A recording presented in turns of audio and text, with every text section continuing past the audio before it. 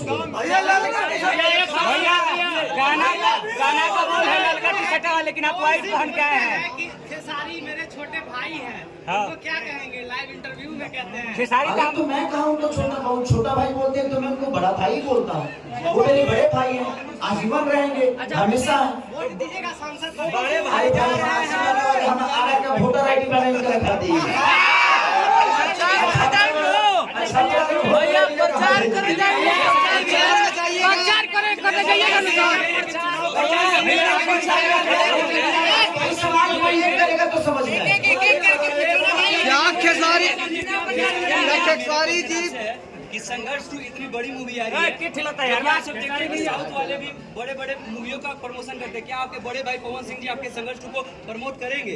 देखिए उनका विषय है, मैंने उनके हर गंगा के लिए बोला था जी, और वो भी अच्छी फिल्में करेंगे तो मैं उनके लिए बोलूंगा, क्योंकि मैं उनके लिए नहीं बोल रहा हूँ, बल्कि अपने भाषा भोजपुरी भाषा की वो फिल्म है, इसलिए हम सबको बोलना चाहिए।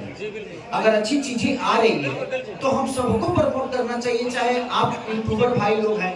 देखिए आप लोग का जितना भी व्यूअर है, आप उसी भोजपुरी से 2 रोटी खाते हैं, तो हम अगर भोजपुरी को ही गंदा बोल के और किसी कलाकार को नीचा दिखा के, चाहे वो मेरे यूट्यूबर हो या भैया के हो, चाहे भौजी के हो, चाहे दीदी के हो, चाहे फूफा के हो, किसी के भी, आप अपने भाषा की कलाकारों को देखिए, आप अपनी बातें रखिए, लेकिन उसकी सलीलता को देखिए कि आपके भाषा में किसी के लिए किसी की माँ की गाली ना हो, किसी की बहन की सम्मान हो, उसमें ऐसा ना हो कि अगर आप किसी को गाली दे रहे हैं तो आपको पता है आप अपने भाषा के कलाकार को नीचे दिखा रहे हैं, आप अपने भाषा को नीचे दिखा रहे हैं। चाहे जिसके भी यूट्यूबर है, मैं सबसे यही कहूंगा कि आप लोग एक आईना की तरह हो, और आप लोग अपने भाषा के कलाकारों को जितना अच्छा प्रमोट करोगे उतना ही दुनिया इसको अच्छा बोलेगी।